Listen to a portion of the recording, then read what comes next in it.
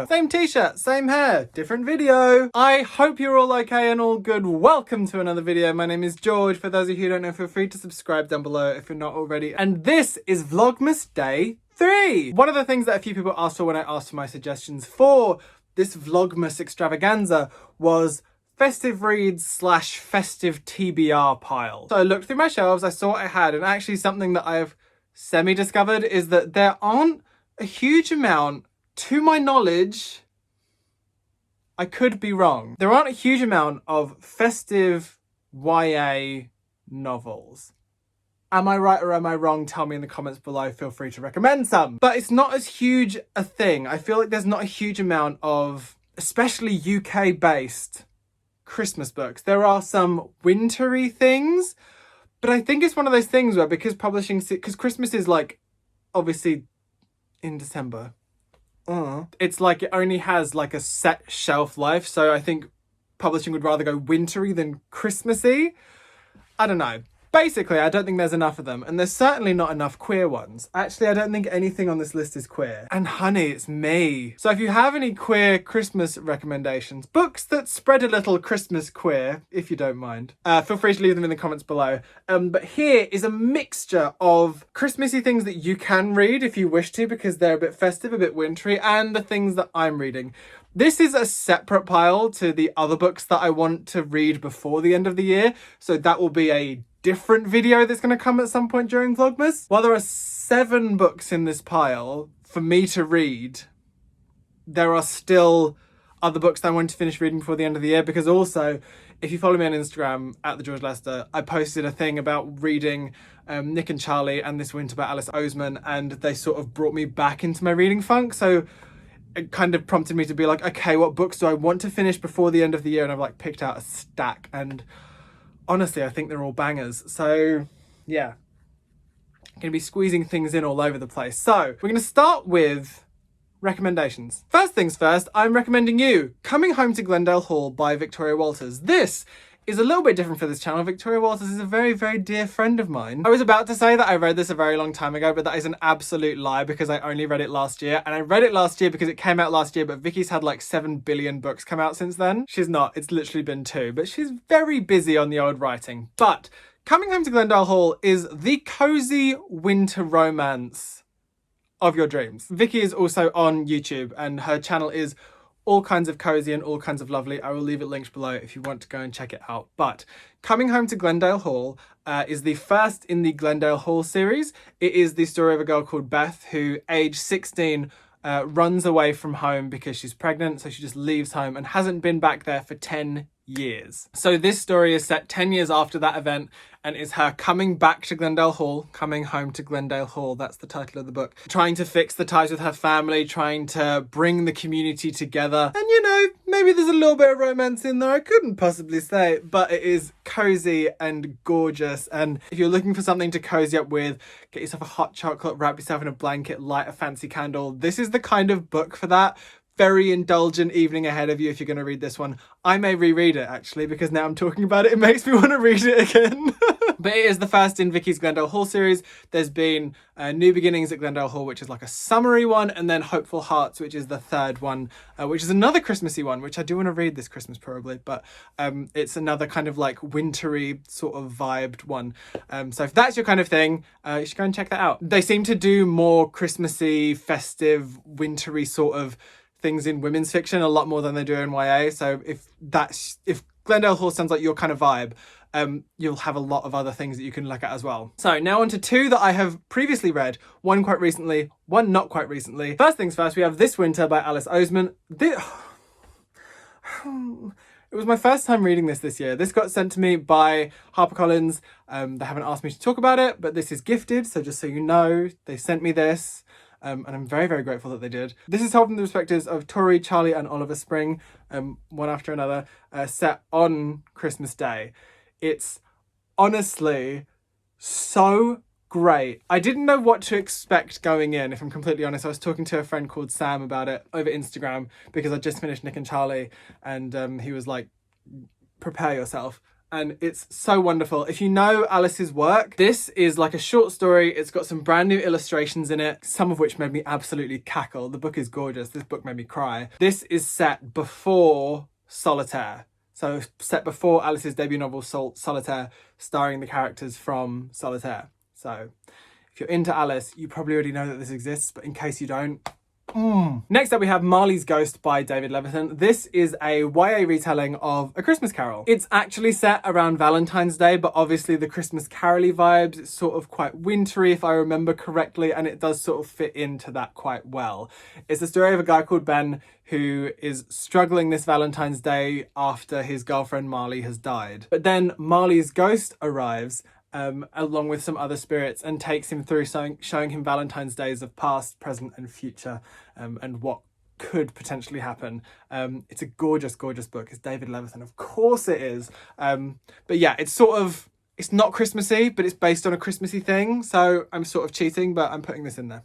And now let's move on to the things that I'm going to be reading this festive season. The first is something that I'll talk about more in my festive traditions video that's going to be coming up in this Vlogmas, and that is A Christmas Carol and Other Writings by Charles Dickens. This is the gorgeous Penguin Classics cloth-bound edition. I got bought the box set of these by my mum quite a few years ago, and this is the only one of them that I've read because I'm trash. I have kind of made it a thing that like basically every year I reread A Christmas Carol. As I've said, I will talk about it more probably in the festive traditions video, but I always find that I'm finishing it on Christmas Eve before I go to bed.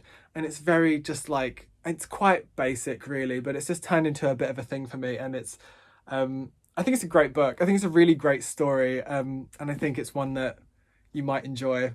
I don't know, you might not enjoy it because I don't read a lot of classics. This is one of the few classics that I've like consciously read and enjoyed, and I really enjoy doing this every year. So this will be read again. The next book is a new book that came out this year called A Snowfall of Silver by Laura Wood. I believe this came out in October.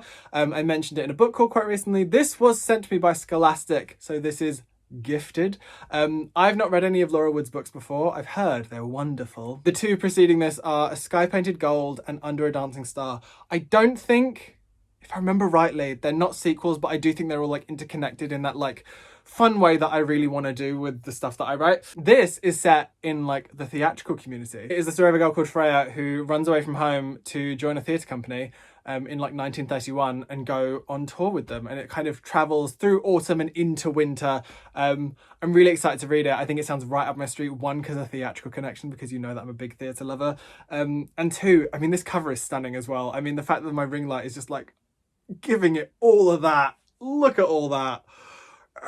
But it is about a girl discovering the place that she belongs within the theatre, and as a theatre kid that will probably hit quite hard, especially given the fact that all the theatres are only just going to be reopening in December, probably to be shut again in January, but let's not talk about it, okay? The next are two books that I'm planning to read and do a little reading vlog about, which is Dash and Lily's Book of Dares and the 12 Days of Dash and Lily. These are two books that are written by David Levitan and Rachel Cohn. It's just been made into a Netflix series that I really want to watch, but I sort of want to read the first one first. In the first one, I'm going to try and... I've lost my copy of it. I lent my copy to someone at some point in my life. It's the American edition and I love it. So I don't have a physical copy of it, so I have it like on my iPad ready to read. But it is the story of a boy called Dash and a girl called Lily. It's told in alternating chapters. And in the first one, Lily leaves some dares in a red moleskin in the Strand bookshop, I believe.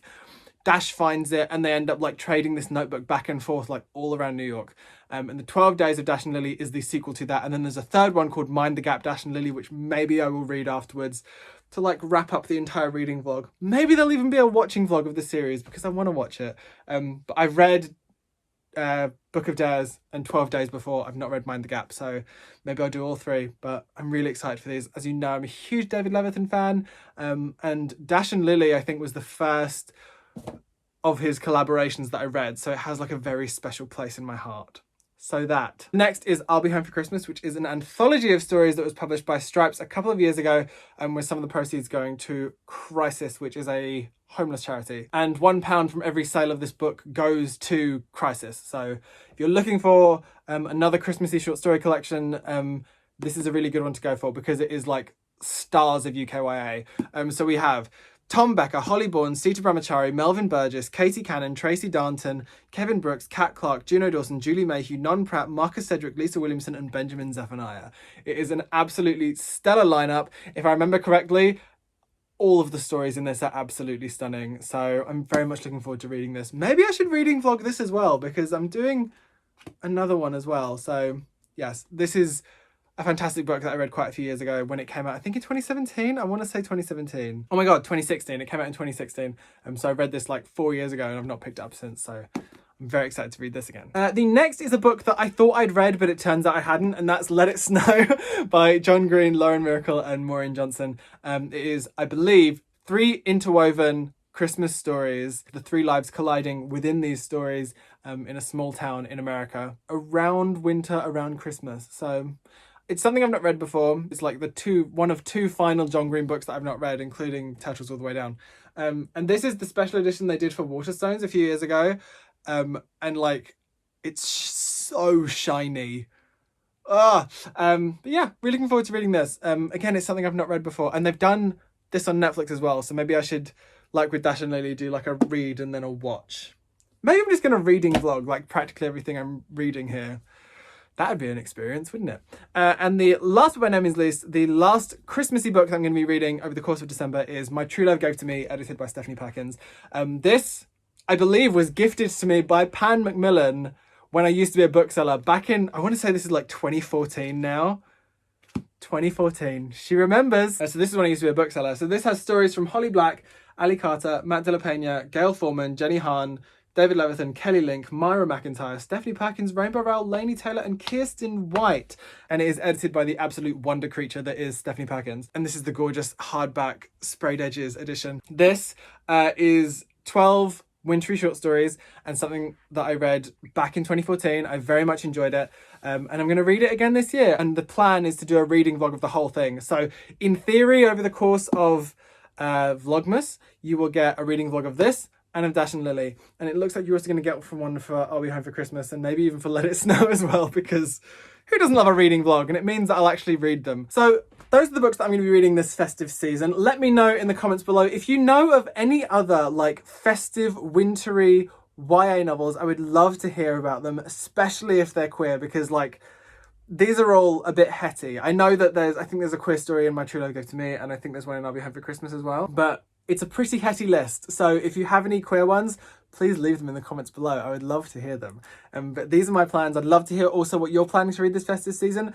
This is one of 2 TBRs that are going to be coming to you. There is this one, which is my festive one, and then there's my like by the end of 2020 list, which I've got some really good books on there, like ones that I definitely should have read already, but I'm very, very much excited to get into. So yes, that is the end of this video. I hope you enjoyed that. If you did, don't forget to put a thumb on it and subscribe down below if you want to see more. If you made it this far in the video, please leave the book stack emoji down below. I love each and every one of your faces, and I will speak to you tomorrow.